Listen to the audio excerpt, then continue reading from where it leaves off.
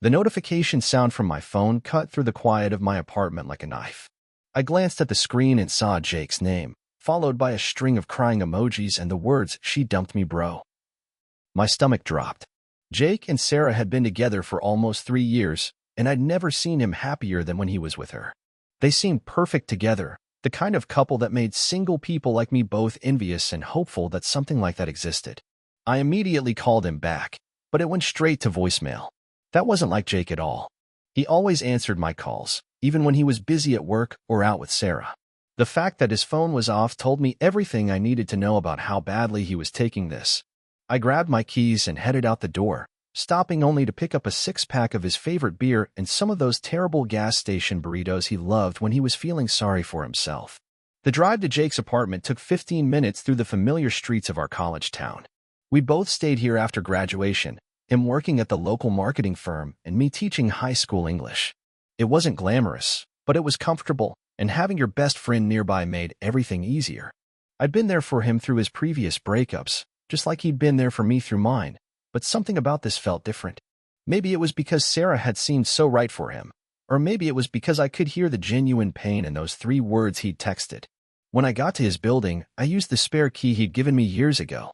His apartment was dark except for the glow of the television, and I could see him sprawled on the couch in the same clothes he'd been wearing when I'd seen him 2 days earlier. Empty beer bottles littered the coffee table, and the air smelled stale and sad. "Hey man," I said softly, not wanting to startle him. He looked up at me with red-rimmed eyes and attempted a smile that didn't reach anywhere near his face. "Thanks for coming over," he said, his voice hoarse. I didn't know who else to call.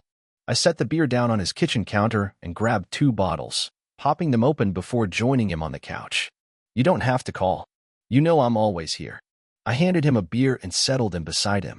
"You want to talk about what happened?" Jake took a long pull from his bottle and stared at the television screen, though I could tell he wasn't really watching whatever mindless sitcom was playing. "She said she needed space. That she felt like we'd gotten too comfortable, too settled. She wants to figure out who she is without being part of a couple." He laughed bitterly. 3 years, and apparently she never figured out who she was with me. I'd heard variations of this story before, but it never got easier to watch someone you care about go through it. "That's rough, man. I'm sorry. Did you see it coming at all?" "That's the thing," Jake said, turning to look at me for the first time since I'd arrived. "I thought everything was great. We'd been talking about moving in together, maybe getting engaged next year. I was so stupid, thinking she was as happy as I was." "You weren't stupid. You were in love. There's a difference." Jake finished his beer and immediately reached for another one. I could tell he'd been drinking for a while before I got there, and his movements were a little too careful, a little too deliberate. "Were you ever in love with Sarah?" he asked suddenly. The question caught me off guard. "What do you mean?" "I mean, did you ever have feelings for her? She's beautiful, she's smart, she's funny. And you guys always got along so well when we all hung out together." I felt my cheeks flush, grateful for the dim lighting in the room. The truth was, I had found Sarah attractive when Jake first introduced us. She was everything he'd said and more. But the moment I saw how Jake looked at her, how his whole face lit up when she walked into a room, any thoughts I might have had in that direction disappeared completely. "Jake, she was your girlfriend." "Of course I never." I know, he said quickly, waving his hand dismissively. "I'm not accusing you of anything. I'm just trying to understand what's wrong with me. If someone like you, someone I trust completely, never even thought about her that way, maybe the problem really is me." "There's nothing wrong with you," I said firmly. "Sarah's going through something, and it has nothing to do with you not being good enough. Sometimes people just need to figure their stuff out, even when it hurts the people they care about." We sat in silence for a while, drinking our beers and pretending to watch television. I could feel the weight of Jake's sadness filling the room, and I wished there was something more I could do to help him. I'd been his best friend since our freshman year of college, when we'd been randomly assigned as roommates and discovered we both loved terrible horror movies and even worse jokes. We'd been through everything together: failed classes, family drama, career uncertainty, and more hangovers than either of us cared to count. "Can I ask you something?" Jake said eventually, his words slightly slurred. "Of course. Have you ever wondered what it would be like if we were different?" I wasn't sure what he meant. Different how? Jake was quiet for so long that I thought he might have fallen asleep. When he finally spoke, his voice was barely above a whisper. "If we were the kind of friends who could be more than friends." My heart started beating faster, and I felt like the temperature in the room had suddenly spiked. Jake, you're drunk and you're hurting. Maybe we should get you some water and— I'm not that drunk, he interrupted, turning to face me fully. And yeah, I'm hurting, but that's not why I'm asking. I've been thinking about this for a while. I stared at him, trying to process what he was saying. Jake had never given me any indication that he thought about me in any way other than as his best friend. He'd been with Sarah for 3 years, and before her, he'd dated other women. I'd seen him flirt with girls at bars, watched him light up when he talked about his crushes. The idea that he might have feelings for me had never crossed my mind. Jake, I think you're confusing friendship with something else because you're vulnerable right now. Sarah just broke up with you. You're looking for comfort, and I'm here. So— Stop, he said, reaching out to put his hand on my arm. Please don't dismiss this before you even think about it. I know how it sounds. I know the timing is terrible, but I can't keep pretending I don't feel this way. His hand was warm on my arm, and I could feel my pulse quickening. I'd always been attracted to men and women, though I'd never told Jake about the men part. It wasn't that I was hiding it exactly, but it had never seemed relevant to our friendship. I'd dated women exclusively since we'd known each other, and the subject had simply never come up. How long have you been feeling this way? I asked quietly. Jake's eyes searched my face, as if he was trying to read my reaction. Honestly? Since college. But I pushed it down because I didn't want to ruin our friendship. And then I met Sarah and I thought maybe those feelings would go away. They didn't. They just got buried under everything else. I felt like the ground had shifted beneath me. Everything I thought I knew about our friendship, about Jake, about myself in relation to him, suddenly seemed uncertain. Why are you telling me this now? Because I can't pretend anymore, he said simply. Sarah leaving made me realize how short life is, how quickly things can change. I don't want to spend the rest of my life wondering what if. I stood up abruptly, needing some space to think. Jake's apartment suddenly felt too small, too warm, too full of possibilities I wasn't sure I was ready to consider. This is a lot, Jake. I need a minute to process. I know it is. I'm sorry for dumping this on you, especially right now. But I had to tell you. I walked to the kitchen and got myself a glass of water, my hand shaking slightly as I filled it from the tap. When I turned around, Jake was standing in the doorway, watching me with an expression I'd never seen before. It was hopeful and terrified and vulnerable all at once. Can I ask you something now? I said. He nodded. Have you ever been with a guy before? Jake shook his head. No. I've thought about it, but no. Have you? I took a sip of water, buying myself time. Yeah. In college, before we met. A few times. Something flickered in Jake's eyes. Did you like it? Yeah, I did. But Jake, this isn't just about physical attraction or experimentation. You're talking about changing our entire relationship, risking our friendship. Are you sure you've thought this through? I've thought about nothing else for months, he said, stepping closer. I know it's scary. I know we could lose everything. But what if we could gain something amazing instead? I set my water glass down on the counter and really looked at him. Jake was handsome in an understated way, with dark hair that was always slightly messy and brown eyes that crinkled when he smiled. I'd always appreciated his looks in an abstract way, the same way you might appreciate a piece of art or a beautiful sunset. But now, seeing him in this new light, I felt something shift inside me. I care about you too much to let you make a decision like this when you're emotional and drunk, I said finally. If this is really how you feel, if this is really what you want to explore, then we need to talk about it when you're sober and when you've had some time to process, Sarah. Jake's face fell slightly, but he nodded. You're right. I'm sorry. I shouldn't have brought this up tonight. Don't apologize for being honest with me. That's what friends do. But let's make sure we're both thinking clearly before we do anything that could change everything between us. I helped him clean up the empty bottles and made sure he had water and aspirin for the morning. Before I left, I turned back to him. Jake, for what it's worth, I'm not saying no. I'm just saying not tonight.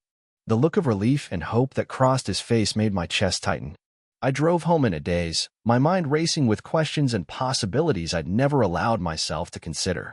Over the next few days, Jake and I texted back and forth like normal, but there was an undercurrent of tension that hadn't been there before. He didn't bring up what he'd said that night, and neither did I, but it hung between us like a bridge neither of us was quite ready to cross. I found myself thinking about him differently, noticing things I'd never paid attention to before. The way he laughed at his own jokes, the way he ran his hand through his hair when he was thinking, the way he looked at me when he thought I wasn't paying attention. Had he always looked at me like that, and I just never noticed? A week after Sarah had broken up with him, Jake called me. Hey, want to come over? I promise I'm sober this time. When I got to his apartment, he looked better. He'd showered and changed clothes, and the empty bottles were gone. He'd even opened the curtains to let some natural light in. "How are you doing?" I asked, settling onto the couch beside him. "Better. Still sad about Sarah, but I think I'm starting to accept that it's really over." He turned to face me. "I've been thinking a lot about what I said the other night. And I meant every word of it. I know the timing was terrible, and I know I was drinking, but my feelings for you aren't going anywhere. If anything, having some time to think about it has made me more sure." I'd been preparing for this conversation all week, but I still felt nervous. "I've been thinking about it too. What conclusion did you come to?" I took a deep breath. "I think I've been attracted to you for longer than I realized. I just never let myself acknowledge it because you were straight, or I thought you were straight, and because our friendship means everything to me." Jake's eyes widened. "Really? Really? But I'm scared, Jake. What if we try this and it doesn't work out? What if it ruins everything between us? What if it doesn't?" he countered. "What if it's amazing and we spend the rest of our lives grateful that we were brave enough to try?" I could see the hope in his eyes, and it made my heart race. "If we do this, we need to take it slow. No rushing into anything, no expectations. We figure it out as we go." Jake nodded eagerly. "Whatever you need. Whatever makes you comfortable. And we need to promise each other that our friendship comes first. If at any point this starts to damage what we have, we stop and go back to being friends." "I promise," he said solemnly. I looked at him sitting there, my best friend of 6 years, and felt a flutter of excitement mixed with terror. "Okay, so what happens now?" Jake smiled, the first genuine smile I'd seen from him since Sarah had left. "I have no idea. I've never done this before. Neither have I. I mean, I've been with guys, but I've never transitioned from friendship to something more with someone who means this much to me."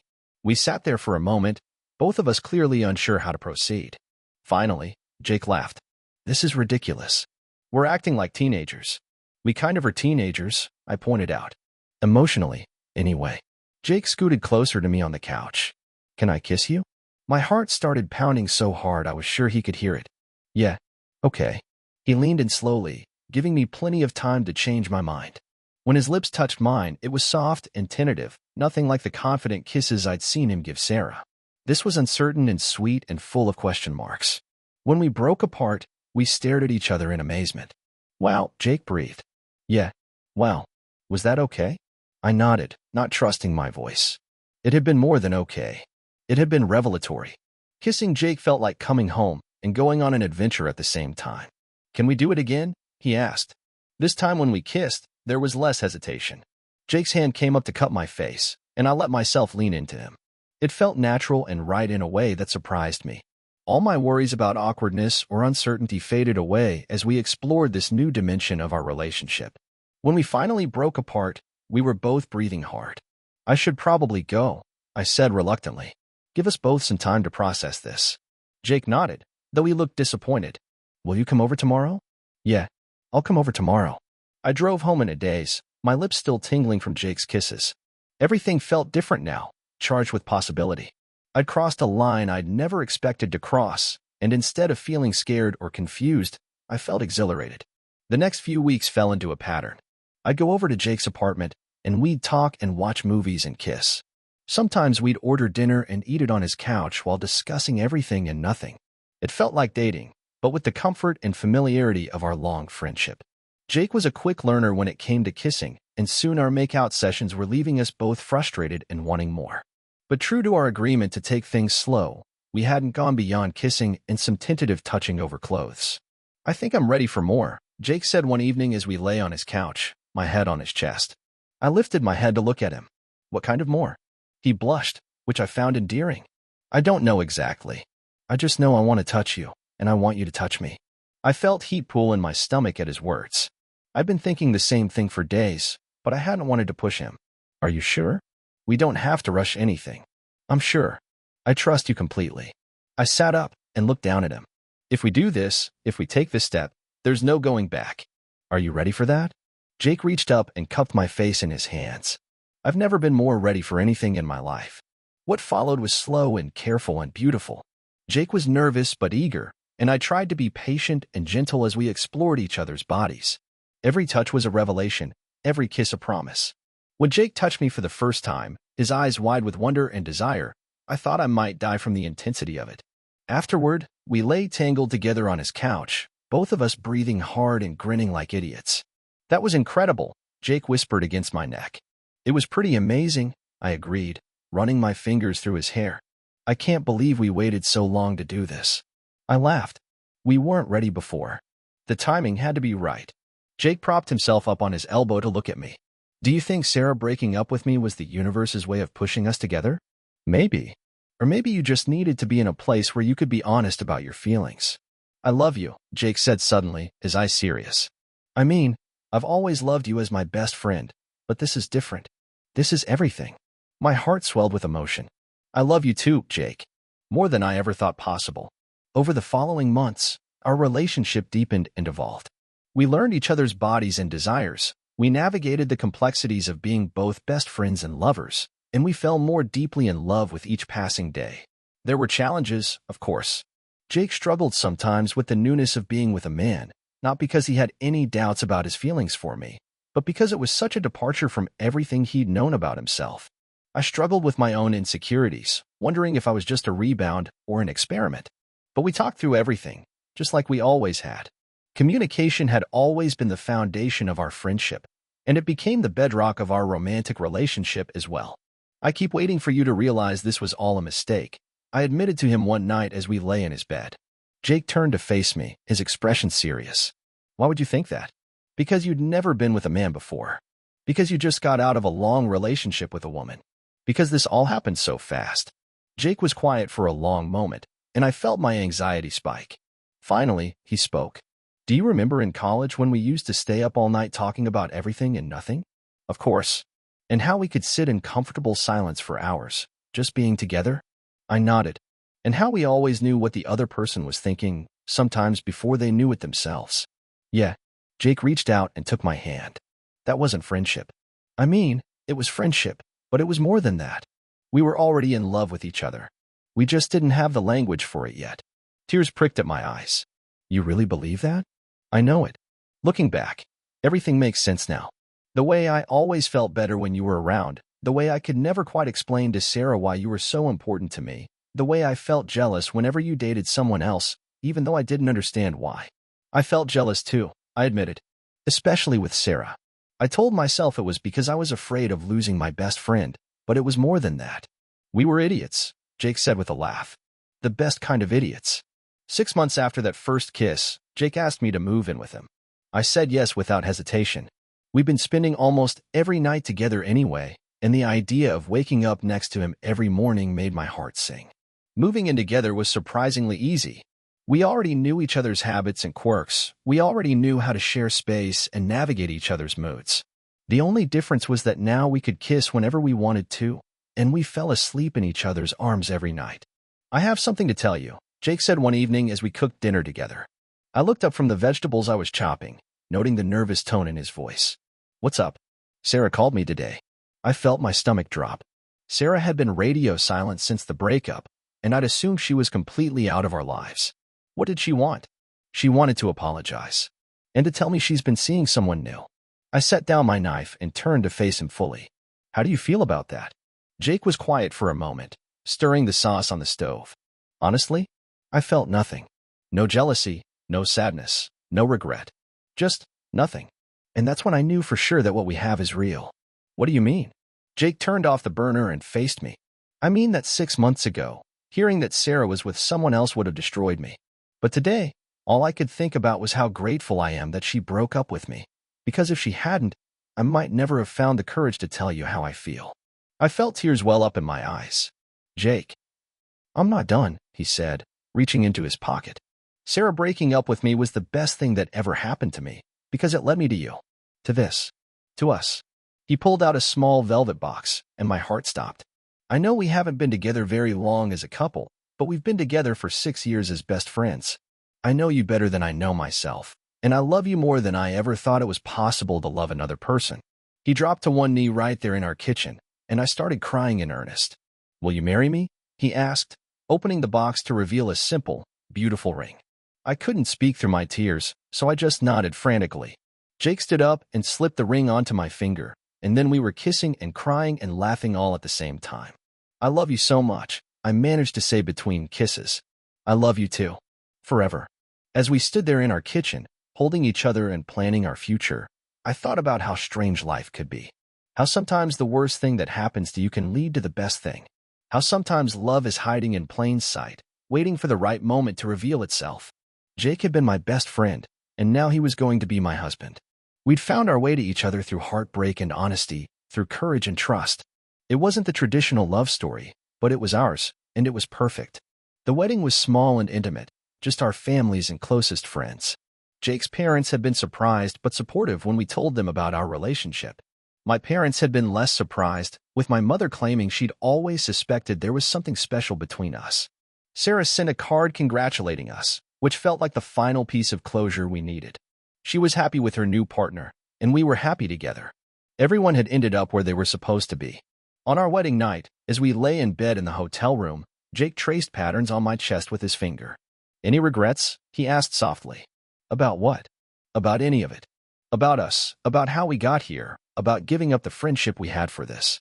I turned to face him, studying his face in the dim light from the window. "We didn't give up our friendship. We built on it. You're still my best friend, Jake. You're just also my husband now." Jake smiled, the same smile that had made me fall in love with him in the first place. "Good. Because I plan on being both for the rest of our lives. Promise. Promise." As I drifted off to sleep in my husband's arms, I thought about the journey that had brought us here. It had started with heartbreak and uncertainty, with a drunken confession and a leap of faith. But it had led us to something beautiful and lasting and true. Sometimes the best relationships grow from the strongest friendships. Sometimes love is patient enough to wait until you're ready to see it. And sometimes getting dumped by your girlfriend is exactly what you need to realize that your best friend is actually the love of your life. I wouldn't change a single moment of our story. Every heartbreak, every uncertainty, every moment of fear had been worth it to end up here, married to my best friend. Planning a future filled with love and laughter and the kind of partnership that only comes from truly knowing and accepting another person completely. Jake stirred beside me, pulling me closer in his sleep, and I smiled. This was just the beginning of our story. We had a whole lifetime ahead of us to continue writing it together. The morning after our wedding, we woke up slowly, neither of us wanting to leave the cocoon of blankets in each other's arms. Jake's hair was sticking up in every direction, and he had pillow marks on his cheek, but he'd never looked more beautiful to me. "Good morning, husband," I said, testing out the word. Jake's face broke into a grin. "Good morning, husband." We lay there for a while, just holding each other and marveling at the fact that we were actually married. It felt surreal and completely natural at the same time. "What do you want to do today?" Jake asked, pressing a kiss to my forehead. "Everything. Nothing. I just want to be with you. We have the rest of our lives for that now. Promise." "I promise." As we finally got up to start our first day as a married couple, I reflected on how much our lives had changed in such a short time. A year ago, Jake had been planning a future with Sarah, and I had been resigned to being perpetually single. Now we were married to each other, embarking on an adventure neither of us had ever imagined. Love, I realized, rarely follows the path you expect it to. Sometimes it sneaks up on you disguised as friendship. Sometimes it takes heartbreak to reveal what was there all along. Sometimes the person you're meant to be with has been right in front of you for years, waiting for you to see them clearly. Jake had always been my person, even when I didn't understand what that meant. He was my safe harbor, my biggest supporter, my favorite person to spend time with. Adding romance to that foundation hadn't diminished what we had. It had amplified it, made it richer and deeper and more beautiful than I'd ever thought possible. Our honeymoon was a week in a cabin by a lake, where we hiked and read books and made love and talked about our dreams for the future. We wanted to travel together, to maybe buy a house with a big backyard, to grow old together surrounded by friends and family and maybe children of our own someday. "Do you think we'll be one of those couples who finish each other's sentences?" Jake asked one evening as we sat on the porch watching the sunset. "We already are one of those couples," I pointed out. "We have been for years." "True. Do you think we'll still be best friends when we're 80? I think we'll be even better friends when we're 80. We'll have all these shared experiences and memories and inside jokes that no one else will understand." Jake reached over and took my hand, playing with my wedding ring. "I can't wait to be old with you." "I can't wait either." When we returned from our honeymoon, we settled into married life with surprising ease. We'd already been living together, already knew each other's rhythms and routines. The only difference was the rings on our fingers and the legal documents that made it official. But there was something deeper too, a sense of security and permanence that hadn't been there before. We belonged to each other now in a way that felt both thrilling and comforting. We were building something together, creating a life that was uniquely ours. Our friends and family adjusted to our new relationship status with varying degrees of surprise and acceptance. Some people claimed they'd always known we'd end up together. Others were shocked that Jake had discovered he was attracted to men. But everyone could see how happy we were, and that was what mattered most. "You know what I love most about being married to you?" Jake said one night as we cleaned up after dinner. "What's that?" "I love that I get to wake up next to my best friend every morning. I love that the person I want to tell everything to is the same person I get to kiss goodnight. I love that we can be completely ourselves with each other. No pretending, no holding back." I set down the dish I was drying and turned to face him. "You know what I love most?" "Tell me." "I love that we took the risk. I love that we were brave enough to change everything for the possibility of something amazing. I love that we didn't let fear keep us from this." Jake pulled me into his arms, and I marveled again at how perfectly I fit against him, how right it felt to be held by him. "Do you ever wonder what would have happened if Sarah hadn't broken up with me?" he asked. "Sometimes. But I don't think we would have stayed buried forever. I think we would have found our way to each other eventually." "You really believe that?" "I do. Some connections are too strong to ignore indefinitely. We were always meant to be together, Jake. It just took us a while to figure it out." As we stood there in our kitchen, swaying slightly to music only we could hear, I thought about the strange and wonderful journey that had brought us to this moment. It had started with pain and confusion, with a best friend's broken heart and a confession that changed everything. But it had led us to joy and love and a partnership that felt like coming home. We'd been best friends first, and that foundation made everything else possible. We knew each other's flaws and loved each other anyway. We could communicate without words, support each other through anything, and find joy in the simplest moments together. Adding romance to that equation hadn't complicated things the way I'd feared it might. Instead, it had completed something that had always been there, waiting for us to be ready to see it. "I have a confession," Jake said suddenly. "What's that?" "I used to get jealous when you dated other people, even before I understood why. I'd always find something wrong with whoever you were seeing." I laughed. "I did the same thing. I never liked any of your girlfriends, including Sarah. I told myself it was because I was being protective, but really I was just jealous. We were such idiots. The best kind of idiots. The kind of idiots who get a happy ending. The best kind of happy ending." That night, as we lay in bed talking about nothing and everything, just like we had so many nights before, I felt overwhelmed with gratitude. Gratitude for Jake's courage in telling me how he felt. Gratitude for my own willingness to take the risk. Gratitude for the love that had grown between us. We'd started as strangers assigned to the same dorm room, become best friends through shared experiences and genuine affection, and somehow found our way to being husbands. It was an unlikely story, but it was ours. "I love you," Jake whispered in the darkness. "I love you too. Forever. Forever." As I drifted off to sleep beside the man who was my best friend, my husband, and my greatest love, I smiled. Tomorrow would bring new adventures, new challenges, new joys to share. But tonight, I was exactly where I belonged, in the arms of the person who knew me best and loved me most. Our love story might have started with heartbreak, but it was destined for happiness. And I couldn't wait to see what the rest of our forever would bring.